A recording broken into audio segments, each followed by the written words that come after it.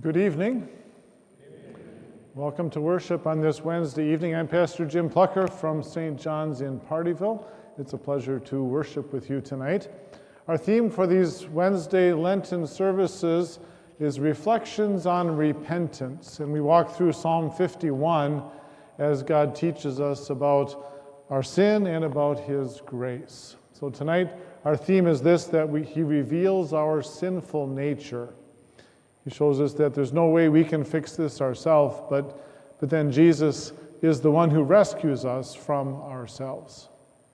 The service is printed in your bulletin. We will follow it as it is for you. We'll begin with hymn 394, Come to Calvary's Holy Mountain.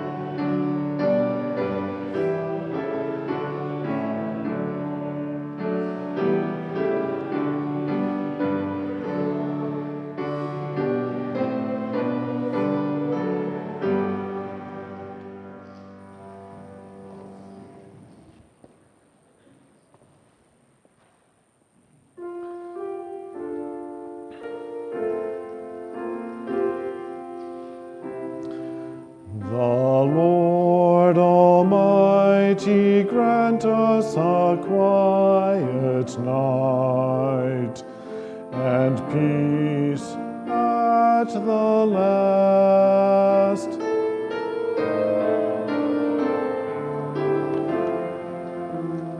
It is good to give thanks to the Lord.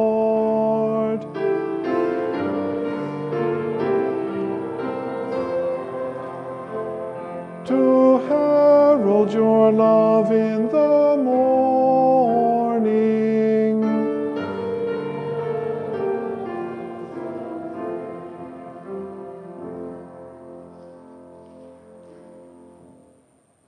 Our help is in the name of the Lord.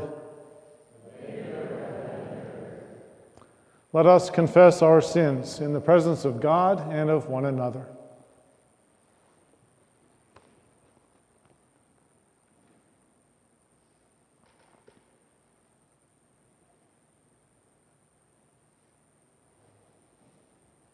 Almighty God, our Heavenly Father, we have sinned against you in our thoughts, in our words, in our deeds, and in all that we have not done. Forgive us in the name of our Lord Jesus Christ. Deliver and restore us, that we may rest in peace.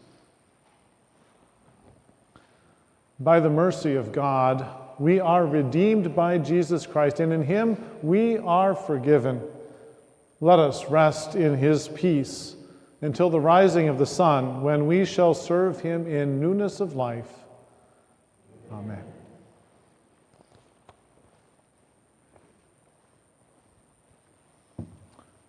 We turn our attention to the passion history of our Lord from the four Gospels.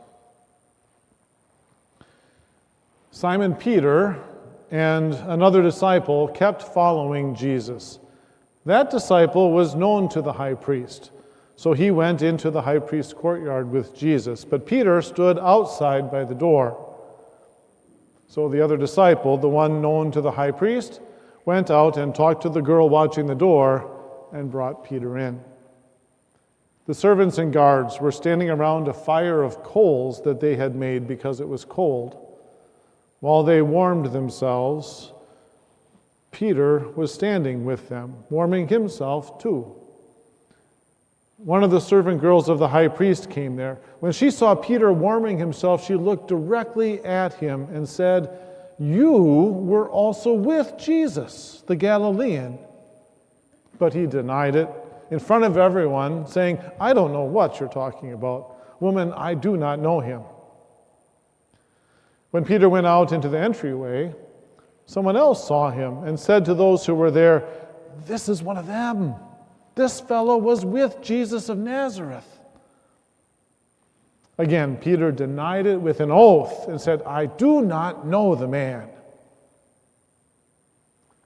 After a little while, those who stood by came and said to Peter, "Surely you are also one of them, because even your accent gives you away. You are a Galilean."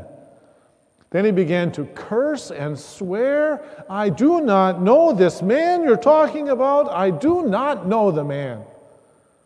At that very moment, while he was still speaking, the rooster crowed. The Lord turned and looked at Peter. Then Peter remembered the Lord's word, how he had said to him, "Before the rooster crows today, you will deny me 3 times." He went outside, broke down, and wept bitterly. The high priest questioned Jesus about his disciples and his teaching. Jesus answered him, "I have spoken openly to the world. I always taught in a synagogue or at the temple where all the Jews gather. I said nothing in secret. Why are you questioning me? Ask those who heard what I told them. Look, they know what I said." When he said this, one of the guards standing there hit Jesus in the face.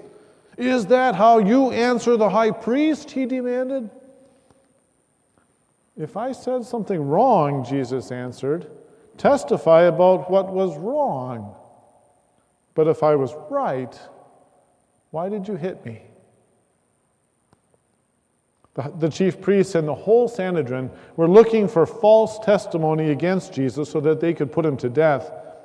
They found none, even though many false witnesses came forward. Finally, 2 came forward and said, "This fellow said, 'I'm able to destroy the temple of God and rebuild it in 3 days.'" Yet even on this point, their testimony did not agree. The high priest stood up and said to him, "Have you no answer? What is this that these men are testifying against you?"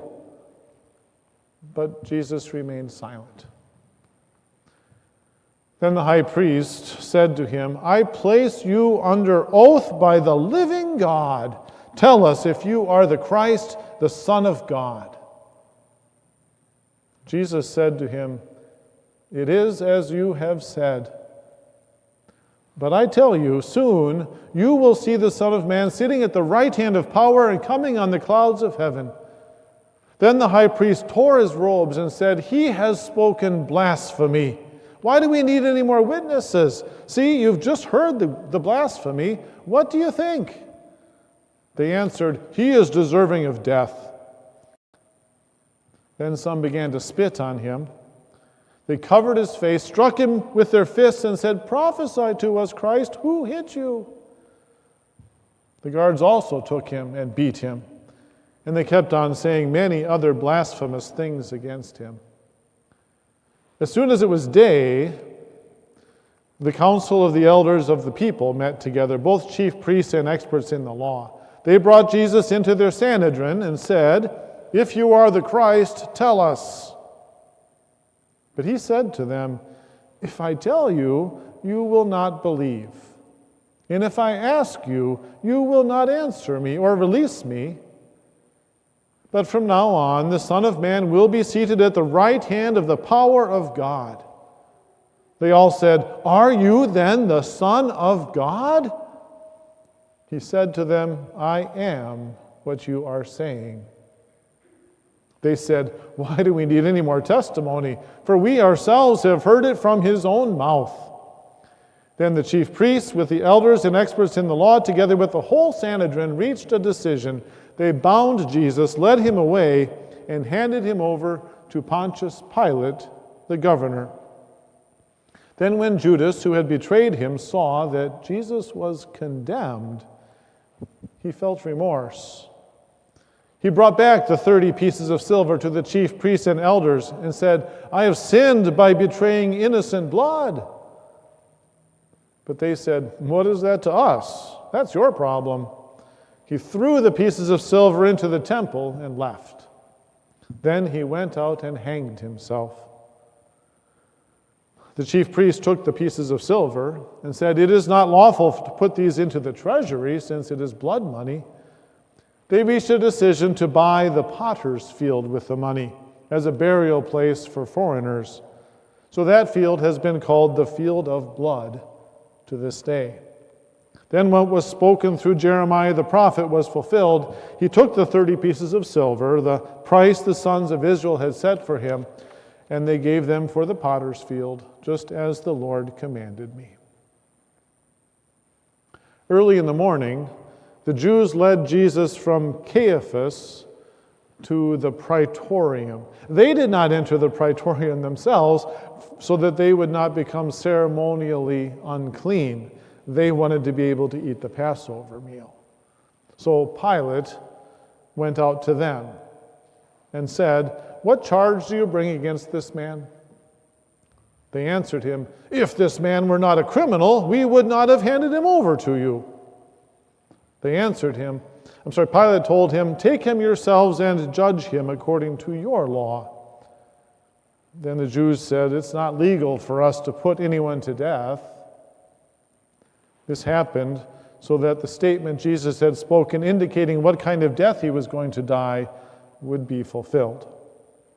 They began to accuse him, saying, "We found this fellow misleading our nation, forbidding payment of taxes to Caesar, and saying that he himself is Christ, a king."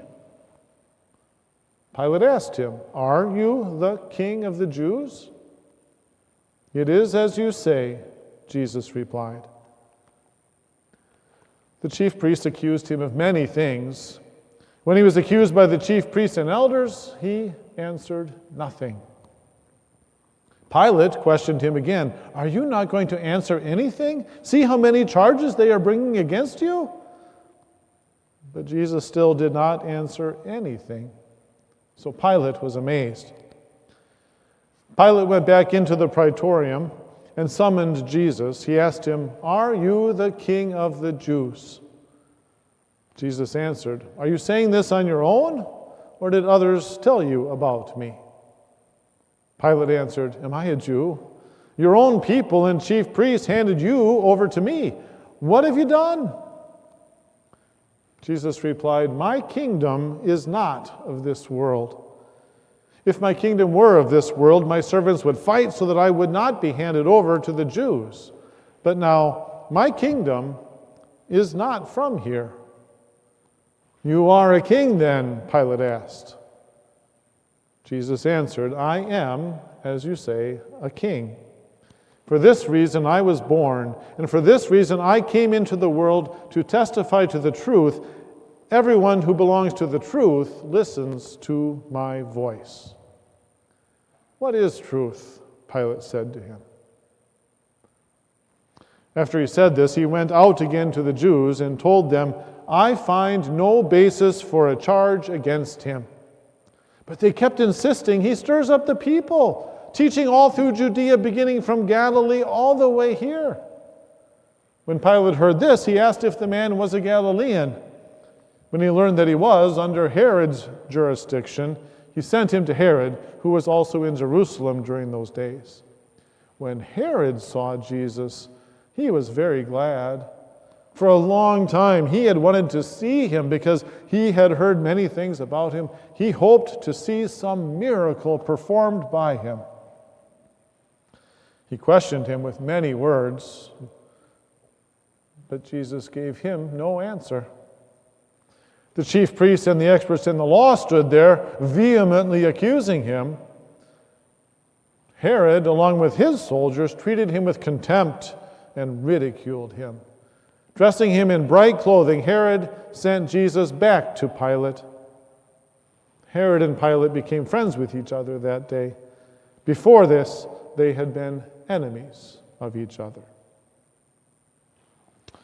The Passion history of our Lord. Lord, have mercy on us. Amen.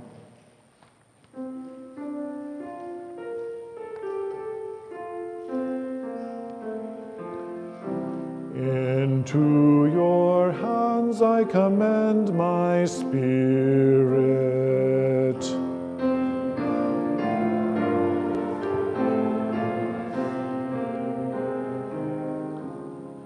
You have redeemed me, O Lord, God of truth.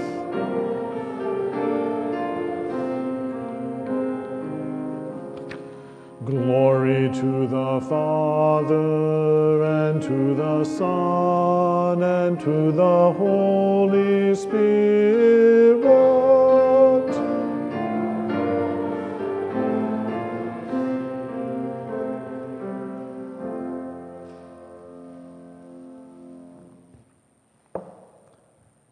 Grace and mercy and peace are yours from God our Father and from our Lord and our Savior Jesus Christ.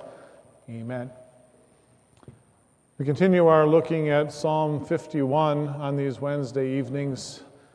Tonight we have verse 5. Surely I was sinful at birth, sinful from the time my mother conceived me. Dear friends in Christ, I can't help it. I can't help it. So an employee called into work 3 days in a row. Her boss gets on her case. Why aren't you coming to work? Well, I'm sick. I can't help it. Or a house painter contracted to have a job done by a certain date, but the weather didn't cooperate, and the customer is angry. Why didn't you get it done? I can't help it. I don't control the weather. Maybe you and I say it too once in a while when circumstances are out of our control and we feel frustrated and unproductive. I can't help it, we mutter. Unfortunately, we also use that phrase as an excuse, don't we? Sometimes we say, I can't help it when we choose to do what we want to do rather than what God says we should do. I can't help it. I can't help but be rude, or I can't help but be greedy or lustful because it's just the way that I am. I can't help but miss worship or skip my home devotions because, well, there's work and there's practice and there's games and there's all these other things. I just can't help it. So the question for us tonight is this: does that excuse hold water? Does it work? Is I can't help it a valid way to avoid responsibility for our sins? Well, you know, God says in His Word that we are responsible for our sins. In our walk through Psalm 51, David has shown us that every sin we commit, everyone, whether it's a sin of our thoughts or of our words or of our actions, every one of our sins is an act of rebellion against God Himself. So what we need is God to bring us to repentance, to turn away from our sins, and we need God to fill us with faith in Jesus. So tonight, as we look at this key passage of the Scripture that teaches a fundamental doctrine, the doctrine of original sin, we see that we are by very nature sinful. It has thoroughly corrupted us, but that Jesus frees us from ourselves. So you've probably memorized this verse before in various translations as we use them through the years. The EHV that I use at my church says, "Certainly I was guilty when I was born. I was sinful when my mother conceived me." But whatever translation you use, the statement is pretty obvious. When is it that we become sinful? The very moment I am me, I was sinful. It's been that way ever since the first people fell into sin. And in Genesis 1, you go all the way back there, we're told that God created Adam and Eve in his own image. So that means they were just like God in this way, that they were holy and pure. They were in perfect harmony with God, and they had a perfect relationship with each other. So much so that the illustration God uses for their perfection, remember? He said that they were naked and they felt absolutely no shame. Well, God gave them one command, one specific command. They would show their love for God and worship Him by not eating from that tree, the tree of the knowledge of good and evil. And yet, when Satan tempted Eve, she ate. And Adam, who was with her, also ate from that tree. So Adam and Eve both lost the image of God. And remember the illustration there too? They were now ashamed of their nakedness, and they put leaves together to cover themselves. And when God came to visit them in the evening, they tried to hide from the all-knowing God behind a tree. And when He confronted them, they tried to cover up their situation with lies, and they accused even God Himself of being the problem. Because they sinned against God, His judgment was that they would know pain, and they would know sorrow, and that they would know death. Well, Adam and Eve's children then inherited a sinful nature from their parents. Remember, in Genesis 1, God said He made Adam and Eve in the image of God, in the likeness of God, holy and pure. But then after they sinned, if you go to Genesis chapter 5, things changed. We read that Adam lived 130 years and he became the father of a son in his own likeness, according to his own image. And he named that son Seth. So Seth was born in the sinful image of his sinful parents. Seth inherited from Adam and Eve a corrupt nature that made him guilty before God, even at conception, before he had done anything wrong, and then it also led him to do all kinds of things wrong throughout his life. So since Adam and Eve sinned, all people have inherited sin from their sinful parents. We're looking at Psalm 51, so King David also inherited sin from his sinful parents. And we've heard on other Wednesdays how David had committed some very obvious sins, right? Adultery and murder and lies. But those obvious sins all started inside his heart and inside his mind because of the sinful nature that David was born with. And it wasn't just David, it's also you and me, right? Our hearts are also born sinful, and our minds are dreadfully opposed to God's will. Yes, we were born that way. A look at David's life not only has to note the sins, the obvious sins that he committed, but also needs to take note of the things that David did, or the things that David didn't do that he should have done, his sins of omission. It says that David, in the spring of the year, when the armies go out to fight, David didn't go out as the commander-in-chief to lead his armies. David stayed home in the palace and got himself in trouble, right? A sin of omission, not leading his army? While he was there, David did not insist that Bathsheba remain faithful to her husband. David did not admit his guilt, and David did not give honest orders to Joab, his general, about what to do at the battle lines with Uriah, Bathsheba's husband. None of David's sins, whether they're the sins of omission or the sins of commission, whether the sins that are obvious and visible or the ones that were in David's heart, none of them are particularly surprising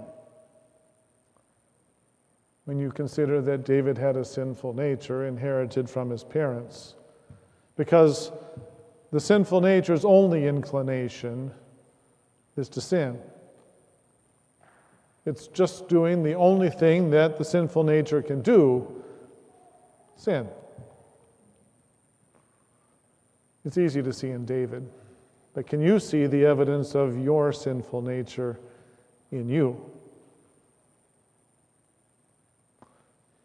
You can't help but greed or anger or lash out or lust. You can't help it, right? It shows in all of your actions, but it also starts in your heart and in your mind. Just as the passage says, surely I was sinful at birth, sinful from the time my mother conceived me. So when you were babies, you had temper tantrums too. And when you were teenagers, you rebelled against authority too. There's so many good things that you should have done that you didn't do. Doesn't take a whole lot of thought, does it? Our sinful nature has shown itself in all kinds of awful ways. But it's not just then. It happened today too, didn't it? There was hatred. There was worry. There was a lack of respect for the representatives God has given us. There was less than love for God's word and less than love for God's people. The corruption of our sinful nature is so deep that sin just naturally flows out of us every which way. We can't help it. So back to that question I asked at the beginning, is that a valid way to avoid responsibility for our sin?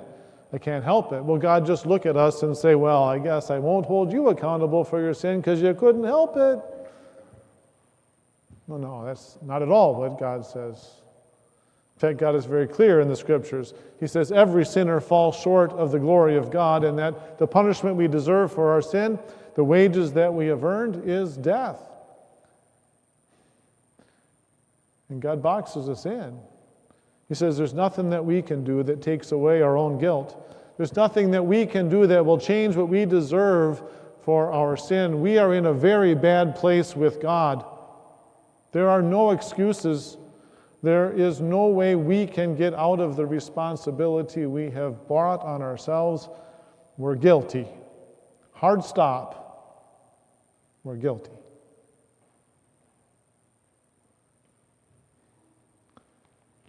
Our sinful nature wants to react to that message of God's law, wants to react in one of two destructive ways. One way is to be flippant about it. Well, if I can't help it, I'm just going to keep doing it. I don't care. Whatever happens, happens. I'm going to do it. Awful, right? Destructive, dangerous, deadly. Or the other is to despair. Well, I can't do anything about it. I guess it's just over. I'll give up. Also deadly and dangerous. Watch out for those deadly traps of your sinful nature. But God says what He says for a reason. God puts us into this box that we can't get out of ourselves because He wants us to despair of our own efforts to try and fix it. He wants us to tremble at His just condemnation. And God wants us to cry out for Him to do something, for Him to have mercy on us. You see, God's law is intended to crush us and give us no options. It's supposed to do that. But then God's gospel, God wants us to trust that He has done what we couldn't do. He has come and He has rescued us from our sins in Jesus Christ our Savior. Let's go back to Genesis. Immediately after confronting Adam and Eve for their sin, God promised a Savior, a descendant of Eve, the seed of the woman who would crush Satan's head. And God spoke that promise not just once, but again and again and again to those people who were so rebellious, so stiff-necked. Their character shows the sinful nature that is inherited from generation to generation. But the Lord's repeated proclamation of His mercy, that shows His undeserved love.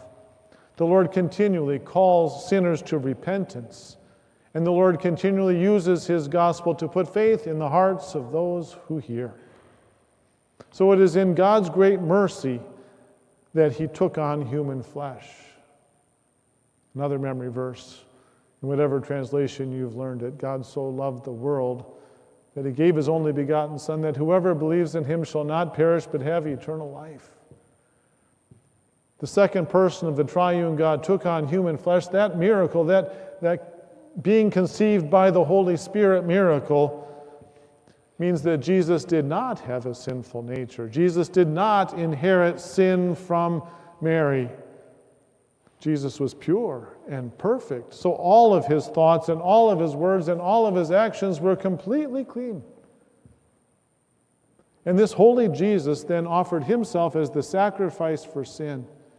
God shed His blood on the cross to pay for the guilt of the world.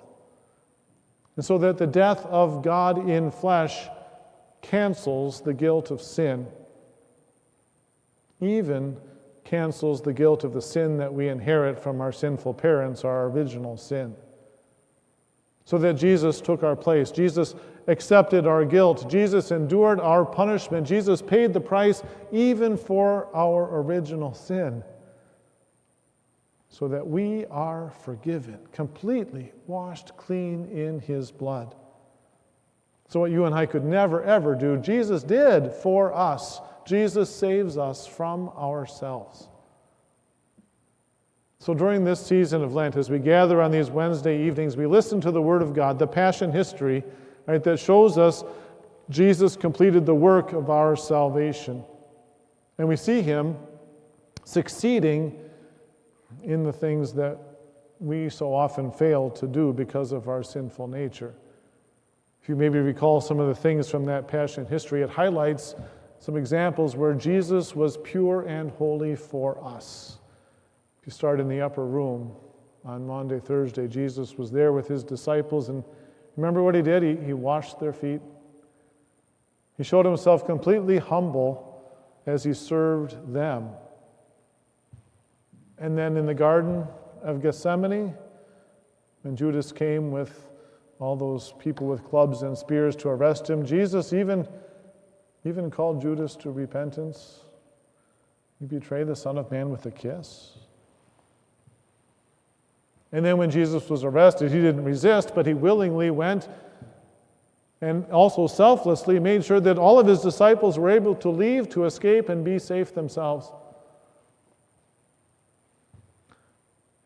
When they nailed Him to the cross, remember, Jesus even prayed for forgiveness, for they do not know what they are doing. If I were there, I'm sure I couldn't help my thoughts from being violent or selfish or angry. There would have been countless opportunities for my sinful nature to win. But Jesus was there for me. And Jesus was sinless for me, sinless for you too, to rescue you from all the punishment that you deserve. So yes, the words of the psalm are true. Certainly, I was guilty when I was born. I was sinful when my mother conceived me. We can't help it. It's true. But that's why we need God to do the work. Someone who's not us, who's not in our situation. God has come to give us forgiveness.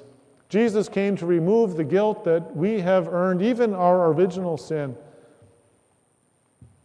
even the sins that are in our hearts, in our minds, the ones that flow out in the things that we do, and the things that we don't do that we should have done, the obvious ones and the hidden ones. In His mercy, Jesus gives His perfection in your place. And in His mercy, Jesus takes all of your guilt, and He has paid for it on the cross.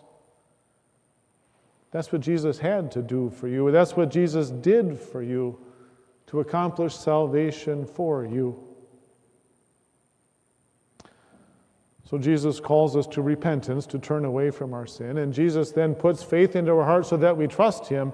And then in response to God's mercy, we get to worship and praise Him. Thank you, Lord. Right? Thank you, Lord, for using your law to reveal our sinful nature. We can't help sinning. We can't change ourselves. But thank you, Lord, also for your good news, for your gospel, for showing us our Savior, Jesus. He has taken away our guilt. He has given us what we don't deserve. Instead, He gives us miracles. Not just faith, but forgiveness and pardon and peace. And another miracle that Jesus gives us too.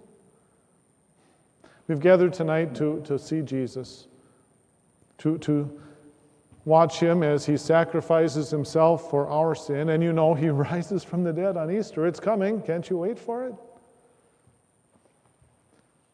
God's saving love so fills us with joy that we can't help it. Not an excuse, but an inevitable action. We must worship Him with thankful hearts because we can't help it. And we must serve Him with thankful lives because by God's grace, we can't help it. Amen. And the peace of God that passes all understanding will guard your hearts and your minds in Christ Jesus. Amen. We will continue with hymn 560, Your Works Not Mine, O Christ.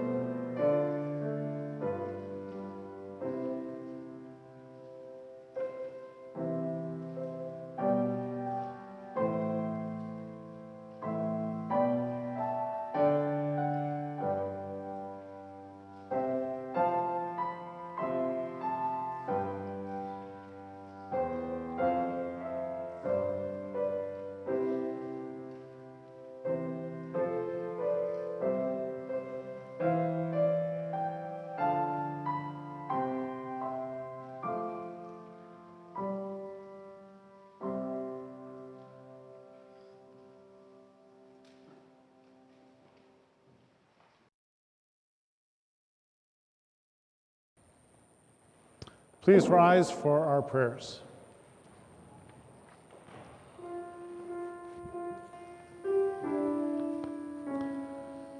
Hear my prayer, O Lord.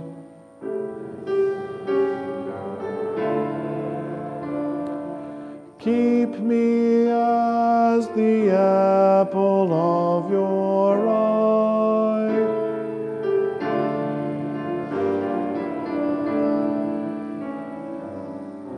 In righteousness I shall see you.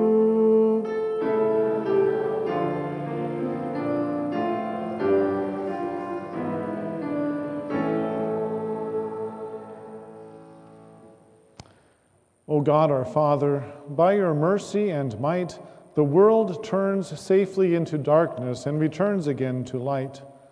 We place into your hands our unfinished tasks, our unsolved problems, and our unfulfilled hopes, knowing that only what you bless will prosper.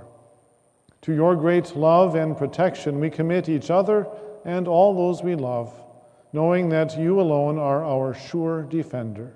Through Jesus Christ our Lord. Amen.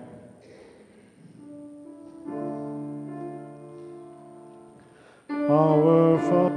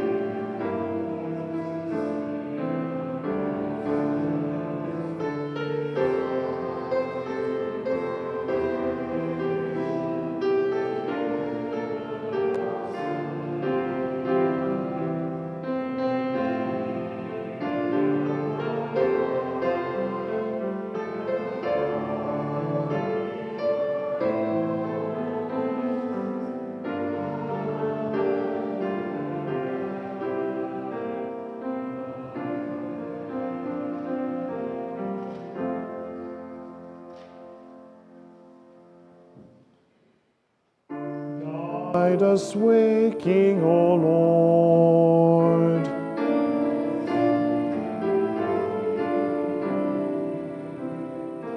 That awake we may watch with Christ.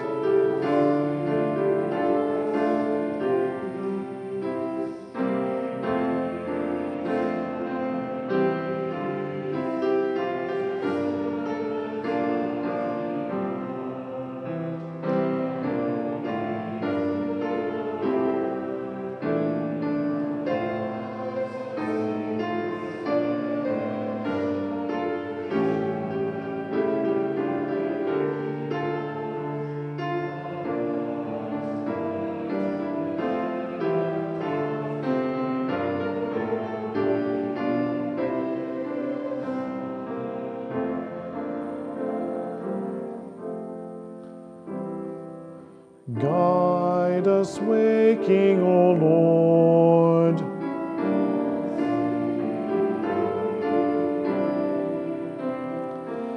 That awake we may watch with Christ.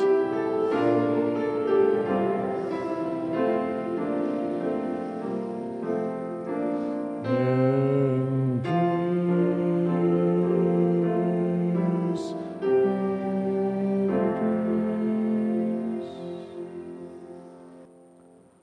Let us praise the Lord. The Almighty and merciful Lord, the Father, the Son, and the Holy Spirit, bless us and keep us. Amen. You may be seated for the final hymn, hymn 794.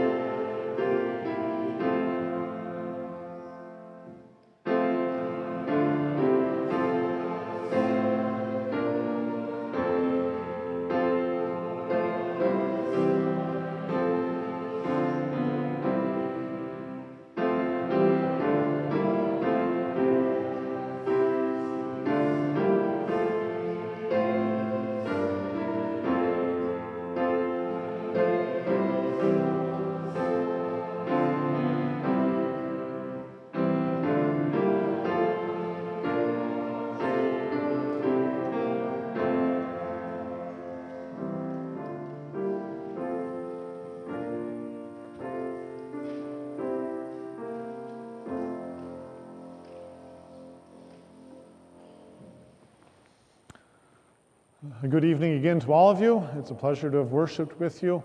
The saints at Vassar give you their greetings, and together we look forward to Easter. God be with you.